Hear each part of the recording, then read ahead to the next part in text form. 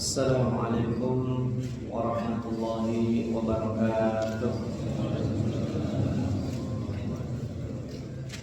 Bismillahirrahmanirrahim. Alhamdulillahi wahdah, sadaqa wa'adah, wa nasara 'abdah, wa a'azza jundah. Allahumma salli wa sallim wa barik ala nabiyyina Muhammadin sallallahu alaihi wasallam wa ala alihi wa ashabihi wa jami'il muslimin, amma ba'd. Bapak Ibu kaum muslimin dan muslimat, salihin salihat, para pecinta Al-Quran, jamaah salat subuh rahimahumullah. Alhamdulillah, pagi hari ini kita masih diberikan kesempatan baik oleh Allah untuk memanfaatkan peluang-peluang kebaikan yang Allah bukakan. Mudah-mudahan kita bisa memanfaatkannya dengan baik sehingga hari ini menjadi saksi baik kita nanti di hadapan Allah SWT. Amin, Allahumma amin. Bapak Ibu hadirin sekalian, kita sampai pada halaqah yang ke 430. Kita insya Allah lanjutkan tadabbur surat Saba dari ayat ke 15 sampai 22 insya Allah. Kita sudah mendahului surat Saba dengan konsep syukur. Lalu kemudian Allah Subhanahu wa taala berikan contoh langsung, yaitu dua di antara hamba-hambanya yang diutus, yaitu Nabi Daud dan Nabi Sulaiman. Dan sekarang kita akan membaca bersama kisah negeri Saba, bagaimana mereka berinteraksi dengan nikmat-nikmat Allah. Baik, kita baca ayat 15. A'udzu billahi minasyaitonir rajim. لقد كان لسبإ في مسكنهم آية جنتان عن يمين وشمال كلوا من رزق ربكم واشكروا له بلدة طيبة ورب غفور. Sungguh bagi kaum Saba ada tanda-tanda kebesaran Tuhan di tempat kediaman mereka, yaitu dua buah kebun di sebelah kanan dan di sebelah kiri. Kepada mereka dikatakan, makanlah olehmu dari rezeki yang dianugerahkan Tuhanmu dan bersyukurlah kepadanya. Negerimu adalah negeri yang baik, nyaman, sedang Tuhanmu adalah Tuhan yang maha pengampun. Masya Allah, ini ungkapan yang sangat terkenal ya. Baldatun thayyibatun wa rabbun, itu paling nyaman. Baldatun thayyibah, baldatun thayyibah itu semuanya. Tapi yang menarik yang disebut thayyibah itu adalah negeri yang secara fisik kita tidak terlalu berat di sana, lalu membuat hati kita nyaman. Ya.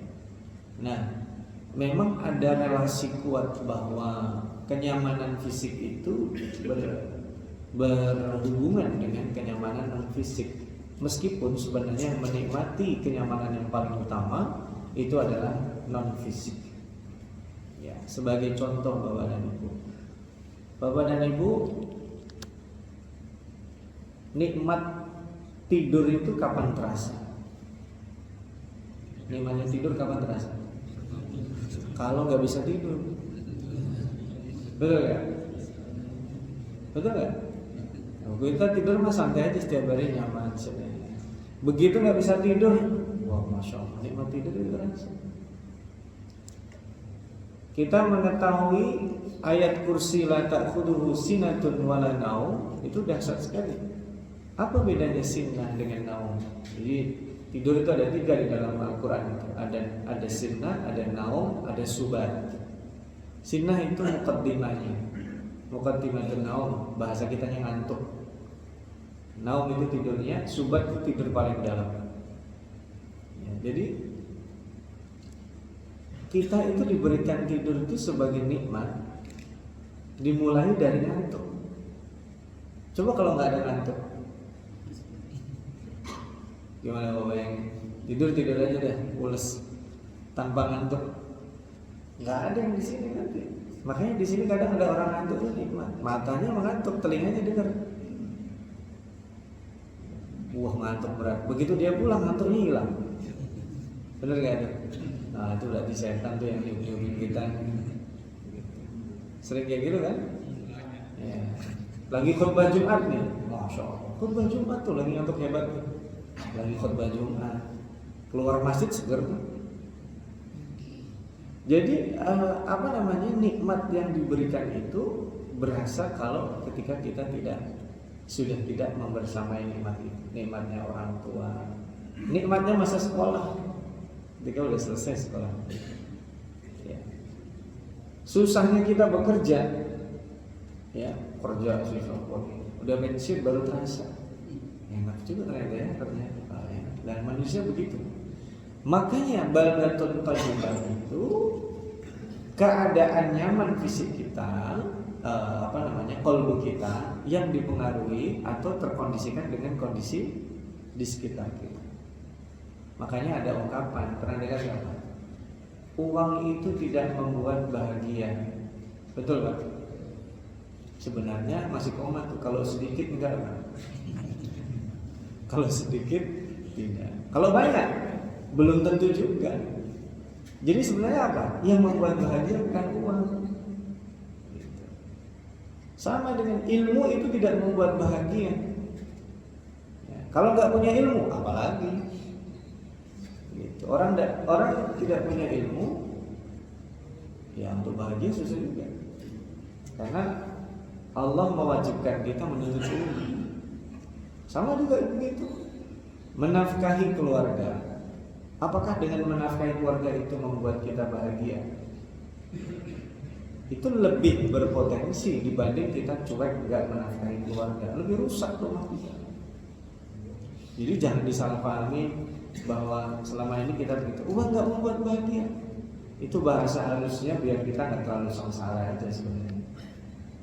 Karena kalau kita duitnya banyak nggak ngomong begitu. Lagi-lagi itu ngomong gitu. Jadi makanya ada hadis apa? Ni'mal malus saleh fi rajulin saleh. Sebaik-baik harta itu kalau dipegang sama orang yang saleh. Kalau ada harta banyak, tapi yang megangnya orang saleh, nggak bakal bingung mau dibuat apa. Tapi kalau ada harga melimpah di tangan orang bodoh, di tangan orang yang tidak saleh, di tangan orang yang berbuat kerusakan, apa jadinya itu? Bahkan sampai dia bilang, saya punya duit banyak banget buat apa? Nah itu bahaya itu. Kalau ada orang kayak begitu, berarti kan dia bodoh. Duitnya banyak, kagak tahu buat apaan. Itu masih mending. Lebih parah lagi kalau dia tidak soleh, tukang rusak, duitnya banyak. Oh masya Allah. Ada tabligh akbarnya dia buat satu saya. Buat di hari yang sama di tempat bersebelahan. Saya katakan caranya pokoknya dibuat untuk mengganggu itu. Nah jadi Bapak kata-kata baldatun thayyibah itu luar biasa. Tidak ada yang tidak diimpikan oleh orang yang tinggal di tempat lain kecuali negeri Sabah itu. Wa rabbun ghafur, masya Allah. Kenapa? Masyarakatnya baik-baik itu. Wa rabbun ghafur itu maksudnya adalah bahwa mereka memiliki kekurangan-kekurangan tetapi tidak terlihat. Selama kekurangan itu terlihat berarti kebaikannya belum mendominasi Bapak. Kalau kita banyak melihat kekurangan, ada dua. Pertama, kebaikannya memang sedikit. Yang kedua, memang kita lagi hasad sama itu orang. Kita introspeksi nih, kalau melihat orang kok salah mulu tuh orang sama saya. Apa saya hasad ya sama dia? Gitu aja gampang. Saya kalau melihat orang gitu, bawaannya kelihatan salah mulu gitu. Itu kemungkinannya dua. Pertama, memang kebaikannya ya 50-50 atau kurang, atau sayanya yang hasad. Gitu. Jadi simpel aja hidup ini. Kalau baldatun thayyibatun wa rabbun ghafur, orang itu mudah memaafkan. Kenapa? Karena dia diampuni oleh Allah. Kita ini ciri-ciri bahwa kita itu salah satunya, tidak satu-satunya. Kita bertaubat, diterima taubatnya oleh Allah. Kita mudah memaafkan orang. Karena sangat paradoks kalau kita minta ampunan Allah, tapi kita sulit mengampuni orang. Kan lucu, ya Allah ampuni dosaku, tapi dia, kamu maafin dia nggak? Oh enggak mau saya. Lu gimana ceritanya dia minta ampunan Allah, tapi dianya tidak mau memaafkan kesalahan orang. Ya. Nah, tetapi kemudian banyak ceritanya sebenarnya karena waktu terbatas. Di sini ada kata-kata jannatani an yaminin wa shimal. Ada dua taman, satu di sebelah kanan, satu sebelah kiri. Itu menandakan apa? Infrastruktur yang bagus. Jadi jalannya itu dibuat lancar, kanan kirinya taman. Wah, indah sekali. Jadi nggak gersang, nyaman. Bahkan digambarkan dalam tafsirnya, kalau kita baca buku tafsir, itu orang-orang negeri Sabah itu kalau jalan tinggal bawa keranjang aja di atasnya. Dia jalan aja sebentar, setelah nggak lama setelah itu keranjangnya penuh tuh sama buah, saking suburnya. Dan yang jatuh ke keranjang dia itu bukan buah-buah busuk, tapi buah-buah yang segar, saking luar biasanya. Kalau kita kan buah jatuh kalau udah dimakan codot ya, udah dimakan codot, udah dimakan duluan hidulin kampret ya, jadi pada busuk semuanya. Tapi tidak. Itu menandakan luar biasanya. Intinya kalau Bapak dan Ibu buka buku-buku tafsir menjelaskan bagaimana negeri Sabah kalah ada kita. Tapi negeri kita ini juga banyak diiringin orang. Ya, saya waktu kecil itu dengar dulu lagunya Kus Plus kan. Ya, tongkat ditanam jadi apa tadi? Masya Allah. Kolamnya seperti apa?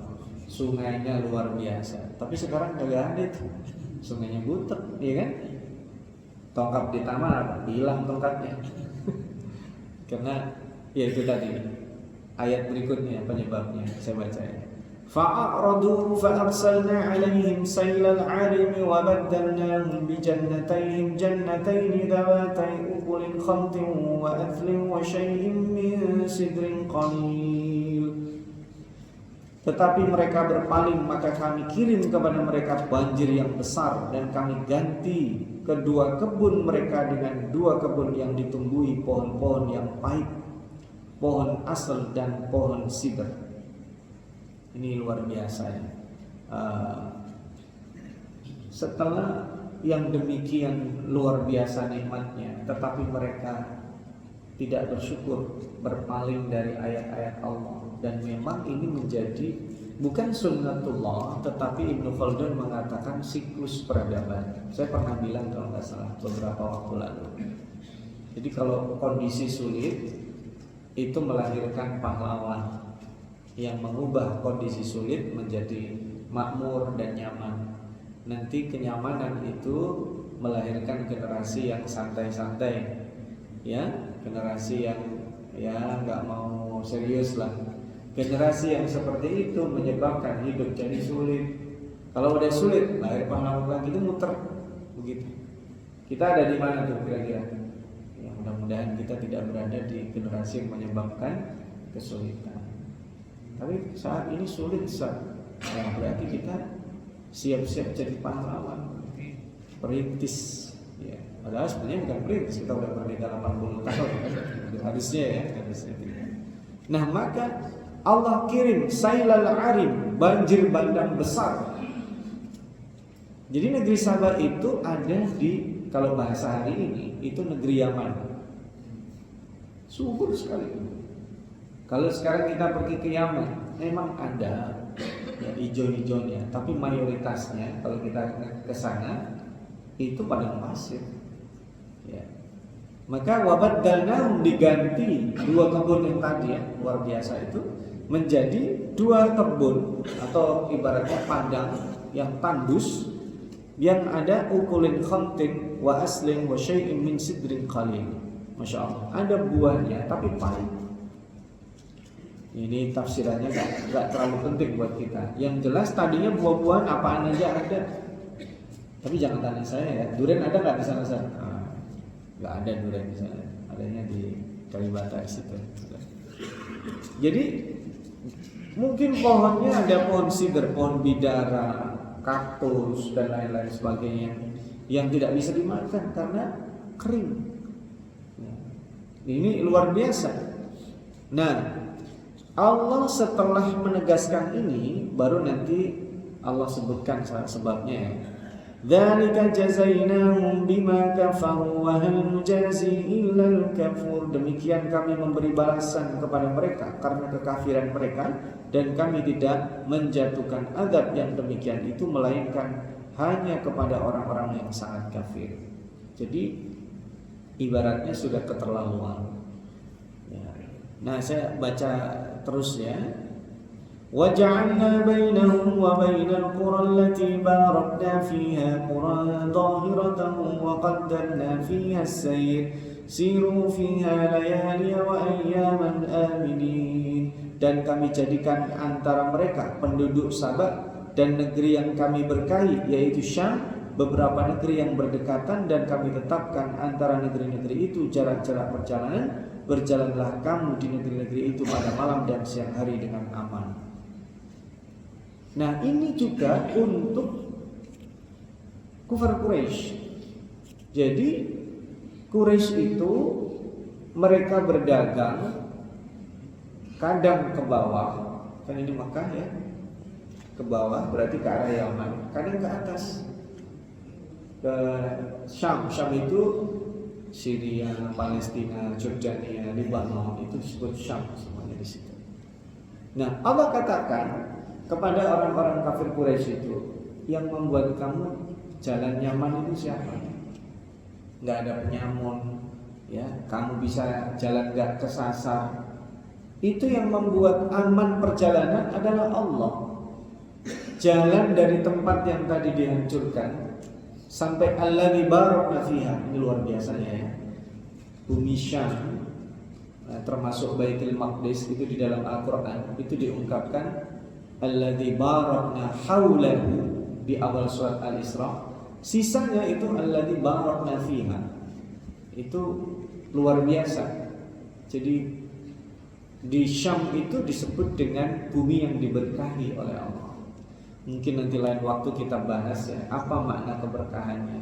Diberkahi tapi kenapa banyak perang di sana.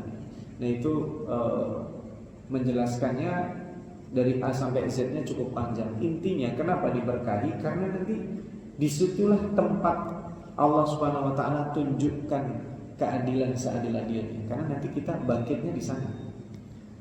Itu yang disebut dengan Al-Mahsyar. Jadi Bapak dan Ibu kan pernah membahas ya atau mendengar padang mahsyar, ya kan? Padang mahsyar itu bukan di padang panjang Bapak dan Ibu, ya. Sama-sama padang ya tapi beda. Ya. Sama kalau kita lagi makan nasi padang beda sama nasi padang sama nasi padang pasir, ya, itu beda. Jadi yang disebut Yaumul Mahsyar, Rasulullah SAW pernah bersabda Baitul Maqdis itu disebut apa? Ardul Mansyar wa Ardul Mahsyar. Tempat dikumpulkannya manusia, ya, tempat dibangkitkannya manusia. Jadi kita mau mati di mana aja, itu nanti bangkitnya di sana. Jadi padang mahsyar itu bukan di planet lain, tapi di bumi. Ya. Tapi nanti tidak ada bangunan, tidak ada apa-apa, disiapkan oleh Allah khusus di situ. Itu siapa yang kumpul? Semua manusia. Emang muat Ustaz? Jangan saya tanya, saya bukan panitianya. Karena panitianya itu nanti malaikat. Kalau Bapak dan Ibu baca surat Al-Fajr kan, wa jaa rabbuka wal malaku saffan saffa. Masyaallah, di hari kiamat nanti Allah Subhanahu wa taala sendiri yang memimpin persiapan hari kiamat itu nanti seperti apa, upacaranya kira-kira begitu. Malaikat berbaris ya, wal malaku saffan, saffa itu berbaris. Waji'a yauma idzin bi jahannam, hari itu nanti disimulasikan. Simulasi daya rusaknya neraka jahanam. Simulasi satu. Ya, kalau mungkin ibarat dari ini ada slide proyektor besar gitu diperlihatkan. Kalau orang injak bara neraka di jahanam, ubun-ubunnya mendidih gitu. Mungkin itu hadisnya gitu ya. Mungkin nanti disimulasikan itu. Zaman kita digital sekarang mah gampang dibuat hologram kah atau apa saya nggak tahu juga. Kan ngeri itu. Dibangkitkan manusia berapa miliar? Oh nggak tahu yang jelas banyak. memang muat tempatnya. Ya jangan tanya saya, pokoknya nanti di sana aja. Gimana kita ke sana? Terima beres Bapak, gak usah bingung. Bapak mau dikubur di mana aja, ibu mau meninggal di mana aja, bangkitnya di sana. Makanya ada orang bilang begini, saya mau haji dah.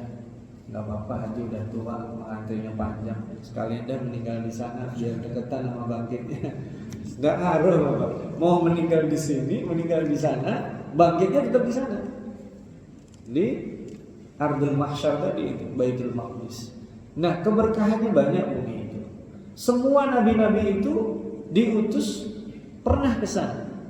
Kalau tidak lahir di sana, meninggal di sana, mampir di sana, ya kan?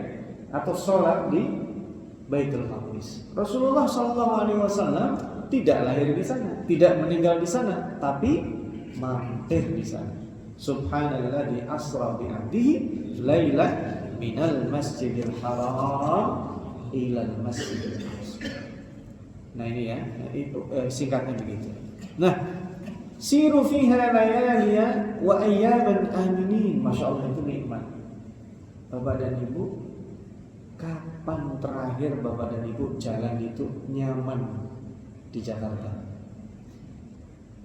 Jalan jam 12, jam 1, santai. Itu kapan terakhir? Sudah lama ya Pak ya? Sudah lama ya.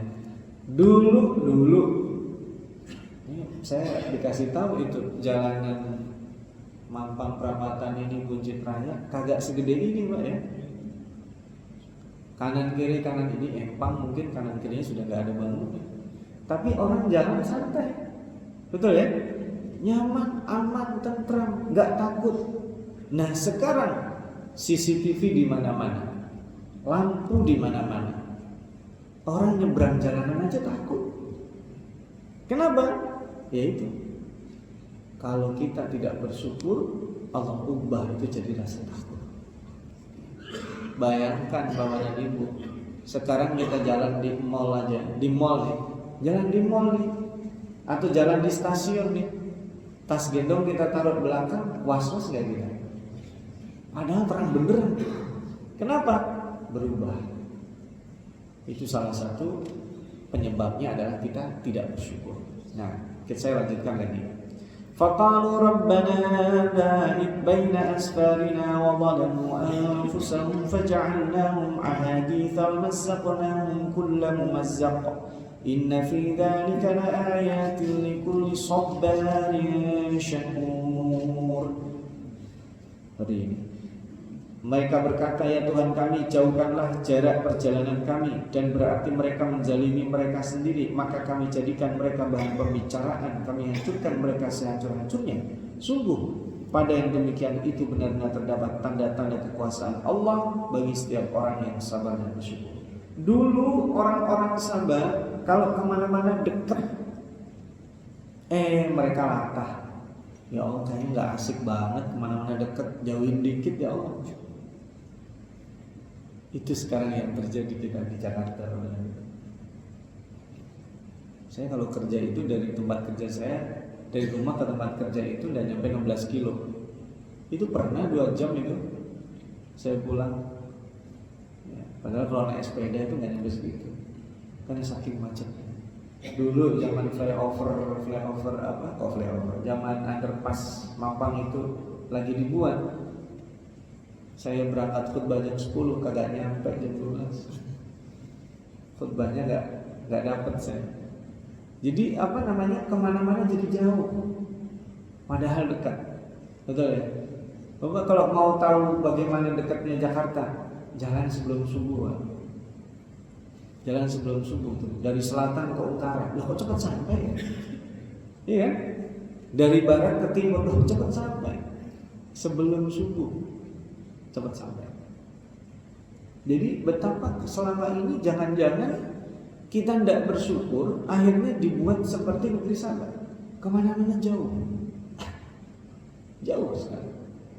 Yang kita yang tinggal di daerah Mampang ini coba, baru mau keluar rumah, buka pintu, ngelihat jalannya nggak bergerak, rasa-rasanya pengen balik lagi, tutup pintu lagi.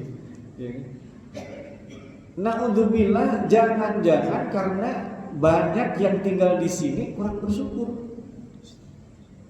Kita diberikan tanah lapang dulu ya, empang di mana-mana. Sekarang bangunan, masya Allah, dipupuk pakai semen tuh, tumbuh tuh bangunan, cepat sekali. Duit paling banyak perputaran duit di Jakarta. Cuman muternya di mana gak tahu kita. Muter aja di Jakarta, cuman di mana gak tahu gitu. Jadi jangan-jangan karena tadi itu baldatun thayyibatun wa rabbun ghafur, ini kita tidak syukuri, akhirnya mengakibatkan azab. Memang kita tidak dikirim banjir sebagaimana banjirnya negeri Sabah, tapi perlakuan Allah terhadap kita ini na'udzubillah min dzalik. Orang yang tidak bersyukur itu tidak terasa kalau dia ditegur Allah. Jadi Allah menegur itu ada kalanya Imam Nawawi itu merasa ada sesuatu yang tidak beres kalau dia melihat tikus-tikus di rumahnya itu bertingkah. Wah, ini saya maksiat apa ya? Begitu saking pekatnya Imam Nawawi. Karena beliau sehari-hari itu kalau nggak nulis ya ngajar. Karena beliau tidak punya keluarga ya, tidak menikah dia. Sampai ditanya muridnya, "Oh, Anda tidak nikah?" Nah, situ saya lupa. Imam Nawawi saking luar biasanya cinta ilmu, dia tidak menikah. Untuk itunya nggak usah ditiru kalau yang itu ya. Kalau yang lain-lain kita tiru, kalau yang itu tidak ditiru. Jadi minal ulama il-uzab. Saya baca itu cerita ulama-ulama yang tidak menikah. Salah satunya adalah Imam Nawawi. Beliau mengatakan, saya tahu ada masalah saya dengan Allah dari tikus-tikus yang ada di rumah. Peka sekali. Kita kalau lagi batuk aja pilek, ini ada sesuatu. Itu teguran halus. Ya. Kita kesandung itu pasti kerikil, karena kecil batunya. Kalau batunya gede namanya kejedot. Ya, artinya kita ditegur Allah dengan kerikil kecil itu langsung balik. Kadang udah kejedot itu kita nggak balik juga, merasa baik-baik aja. Makanya orang yang dicabut kepekaan hatinya, maka itu adalah azab yang pertama. Ngeri sekali. Kita nggak peka sama anak kita, nggak peka sama istri kita, nggak peka sama tetangga kita, nggak peka sama saudara kita, nggak peka sama lingkungan. Atau sebaliknya, menjadi serba perasa, semua dibaca sama dia. Ini orang semuanya jahat sama saya, itu juga ada juga. Hidupnya tidak pernah bahagia. Melihat orang tersenyum, ini ngejek saya ya. Oh, dia orang senyum dibaca ngejek, gimana ceritanya? Dianya yang membacanya salah. Itu juga merupakan, bisa jadi kalau ada cobaan adalah adab dari Allah SWT. Nah, ini gara-gara apa? Ini waja'alnahum ahadits. Ahadits itu apa? Cerita. Kalau ahadits itu ceritanya banyak. Kalau cerita banyak itu nggak benar. Na'udzubillah min dzalik. Kita kalau dibicarakan orang versinya banyak berarti nggak benar kita. Enggak, si anu tuh begini, si anu begini. Itu berarti lagi nggak benar. Ngeri kalau. Makanya kalau Nabi Ibrahim itu doanya di surat Asy-Syu'ara katanya apa? Waja'al li lisana sidqin fil akhirin. Ya Allah, jadikan aku buah tutur yang baik. Buah tutur yang baik itu pertama Harun namanya, dipuji dia. Tapi lebih dari itu Nabi Ibrahim luar biasa. Jadikan aku selalu disebut oleh bibir-bibir orang saleh, didoakan oleh orang setelahnya. Itu impian semua orang. Makanya luar biasa. Nabi Ibrahim yang doakan siapa? Setiap muslim doakan dia.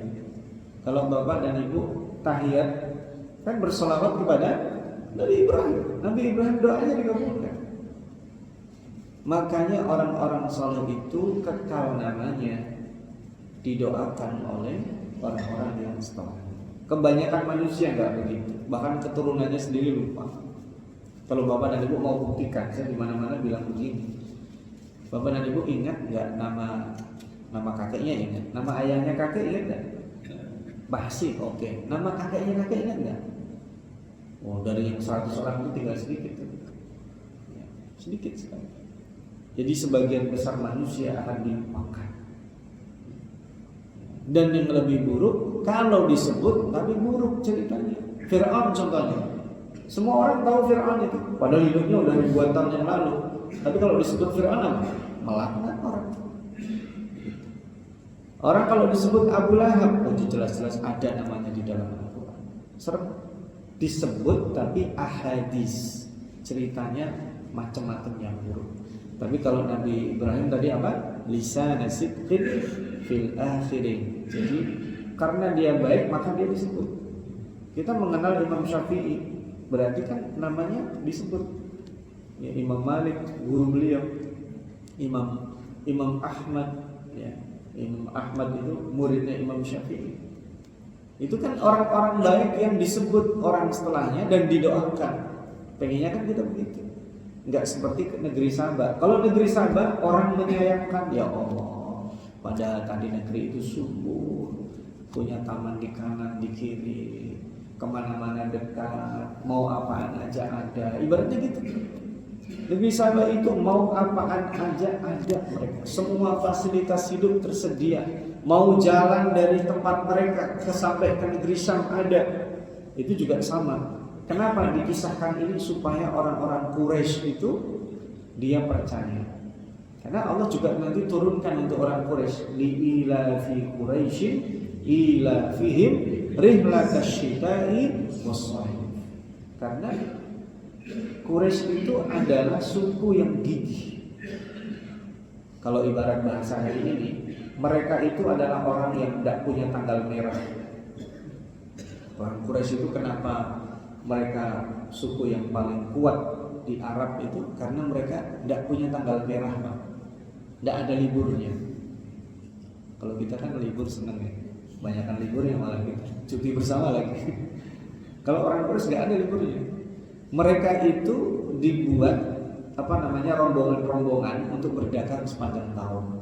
Termasuk ayahnya Nabi Muhammad, kan ya, ayah Nabi Muhammad itu pergi 3 bulan balik istirahat. Sekarang rombongan lain 3 bulan balik istirahat. Nanti di situ mereka menanam saham. Ya kira kurang lebih, mohon maaf, kayak just tip sekarang lah. Tahu ya just tip ya? Iya kan? Dia pergi kemana? Ke Tanah Abang. Dia beli di Tanah Abang nih, yang deketan aja. Dan di sini jual. Jauhan lagi dia pergi ke Korea, pergi ke Hong Kong, pergi ke sana. Di sini jual lagi. Modelnya kayak begitu. Sepanjang tahun dibuat timnya. Makanya sukses. Mereka apa? Menguasai ekonomi. Mereka apa? Banyak koneksinya. Gitu. Mirip seperti negeri Sabah. Makanya negeri Sabah ini dikisahkan supaya berkaca mereka dari kasus negeri Sabah. Bedanya negeri Sabah, mereka punya aktivitas perdagangan tetapi tempatnya subur. Beda dengan Quraisy. Mereka punya perdagangan karena tempatnya gersang, ya kan? Mereka tidak punya apa-apa. Makanya mereka aktivitas dagang menjadi aktivitas utama. Nah ini Bapak dan Ibu disebutkan di situ, wa mazzaqnahum kulla mumazzaq inna fi dzalika laayatin likulli sabarin syakur. Masya Allah. Sabar itu bentuk superlatif. Kalau sabar itu sabiri, innallaha ma'as sabirin gitu ya. Innama yuwaffas sabiruna. Jadi orang sabar itu sabir, tapi kalau sabar, sabarnya udah luar biasa. Syakur orang yang syukur. Kalau syakir itu orang yang bersyukur. Syakur ini orang yang banyak bersyukur. Ya. Walaqad saddaqa 'alaihim iblisu dhannahu wattaba'u illa fariqan minal mu'minin. Dan sungguh iblis telah meyakinkan terhadap mereka kebenaran sangkaannya, lalu mereka mengikutinya kecuali sebagian dari orang-orang mukmin. Jadi iblis itu yang menggoda Adam. Dia juga yang menggoda negeri Sabah, kaum negeri Sabah. Jadi iblis itu gembongnya setan, dan dia masih hidup di dalamnya. Kita doa-doa dan mudah-mudahan iblis gak mampir ke Kalibata dan dia itu mengkader orang-orang dari jin dan termasuk dari manusia untuk menyesatkan. Ibaratnya begini, ada orang berpikir itu begini, saya mau sukses nih, Tapi kalau saya nggak mau, kalau saya ternyata nggak sukses, gagal, saya nggak mau gagal sendiri, yang lain harus gagal juga. Nah itu iblis tuh. Cara berpikir iblis tuh begitu. Karena dia iri sama Nabi Adam, lalu dilaknat oleh Allah masuk neraka, dia bilangnya apa? Nggak mau dong, saya masuk neraka sendirian. Makanya dia bilang, saya akan bujuk, saya akan rayu, saya akan jebak itu keturunan anak Adam supaya masuk neraka seperti saya, kata iblis, ya kan? Dan itu deklarasi iblis kepada Allah Subhanahu wa taala. Andirni ila yaumi wa'atsun la ughwiyannahum, kan begitu diulang-ulang. Di ayat lain itu iblis menyesatkan mereka. Makanya sering disebut wa zayyana lahumus syaitanu a'malahum. Jadi orang-orang itu dibuat indah perbuatan buruknya. Dan itu terjadi. Bapak dan Ibu kadang geleng-geleng kan, kok ya ada ya nabi palsu pengikutnya.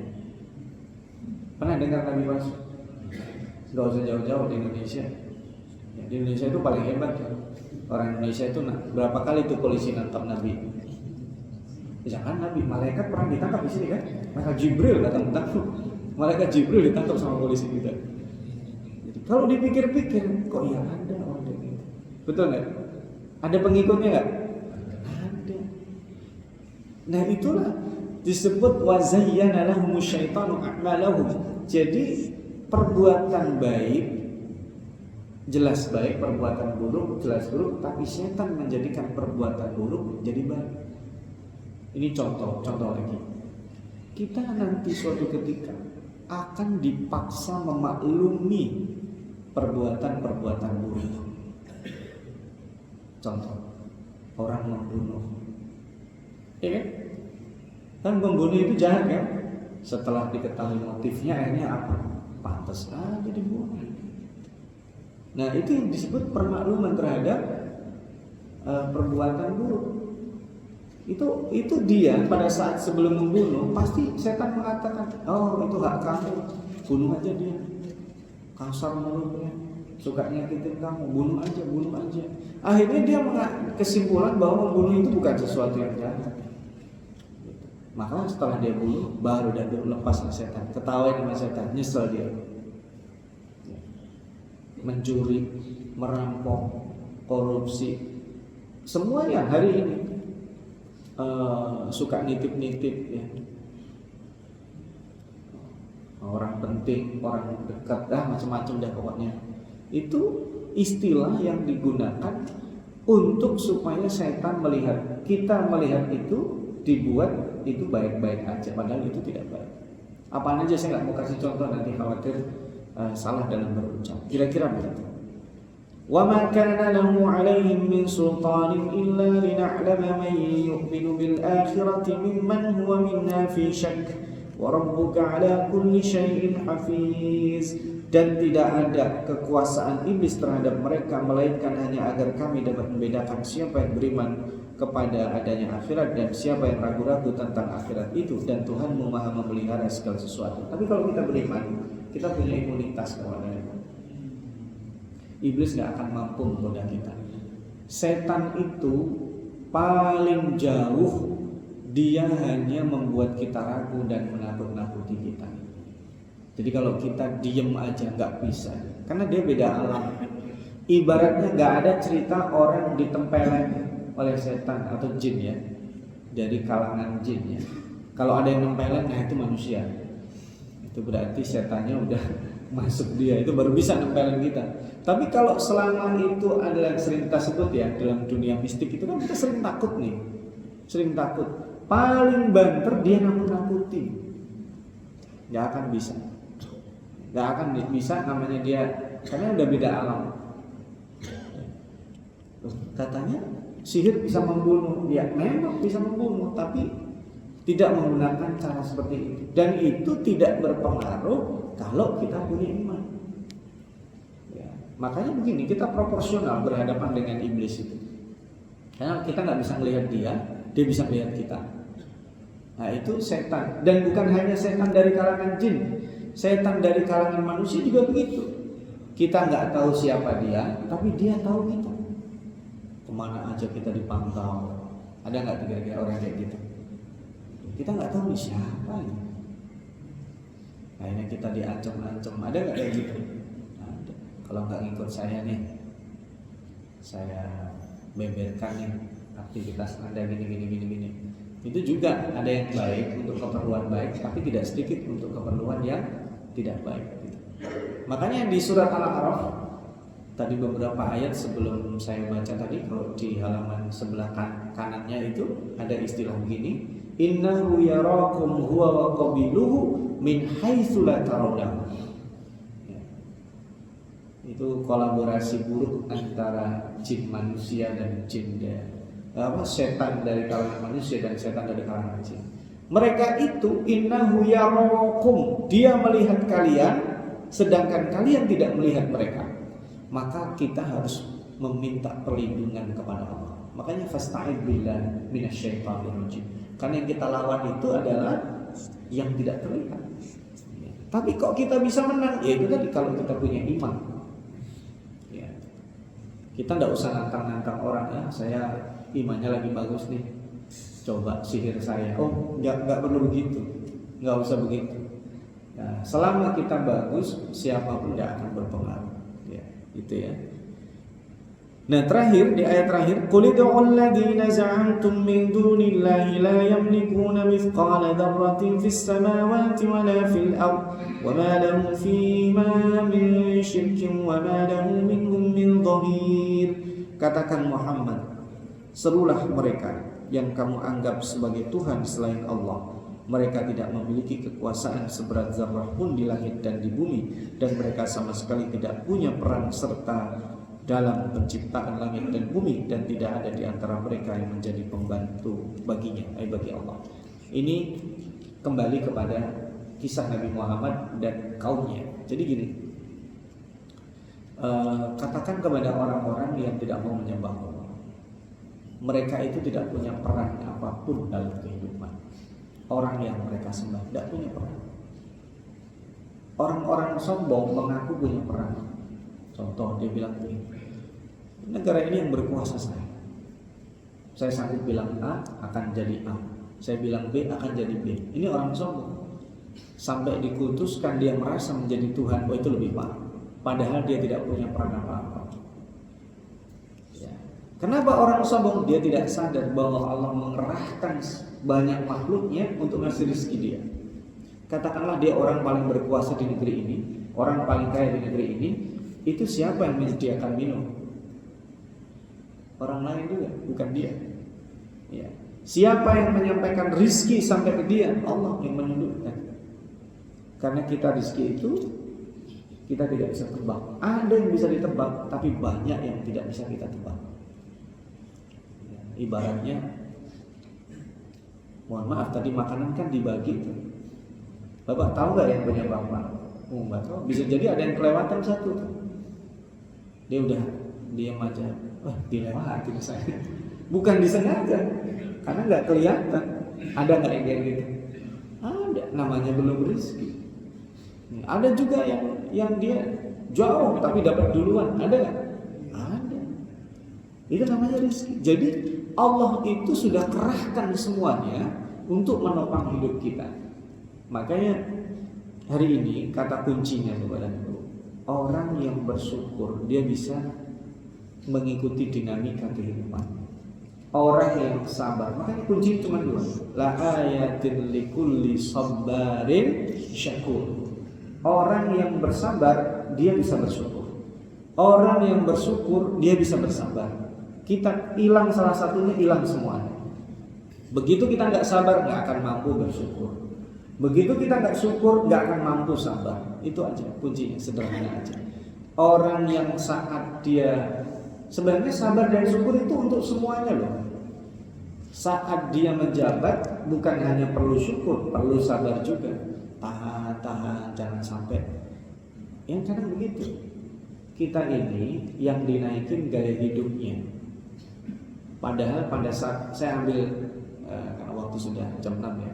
Kita misalnya nih, kita punya gaji katakanlah 3 juta atau 5 juta. Bisa hidup kan? Begitu gaji kita 7 juta, Harusnya kan sisanya 2 tuh. Ternyata kan enggak, kita naikin gaya hidup kita menyesuaikan. Begitu gajinya 10 juta, sisanya kan harusnya banyak kan? Ternyata kan enggak, gaya hidupnya jadi 10 juta. Oh begitu dia berubah, gajinya jadi balik lagi 3 juta. Kelimpungan enggak itu kira-kira? Nah itulah yang tadi disebut, kita itu perlu sabar dan perlu syukur. Saat kita naik itu, Allah naikkan derajat kita dengan kemampuan finansial kita, kemampuan kesehatan kita. Jangan coba-coba kita naikkan gaya hidup kita. Alhamdulillah min dzalik, gaya hidup itu nggak ada habisnya. Orang bergaya mau dengan apapun nggak ada habisnya. Mudah-mudahan Allah jadikan kita bisa belajar dari kisah Nabi Sabah. Kita mampu bersabar dalam segala kondisi, mampu bersyukur dalam segala kondisi. Jangan lupa doakan saudara-saudara kita di Palestina. Kita akhiri halaqah kita pagi ini. InsyaAllah kita sambung pada halaqah berikutnya di hari Jumat yang akan datang. Kita tutup dengan doa kafaratul majlis. Subhanakallahumma wa bihamdika asyhadu an la ilaha illa anta astaghfiruka wa atubu ilaik. Wassalamualaikum warahmatullahi wabarakatuh.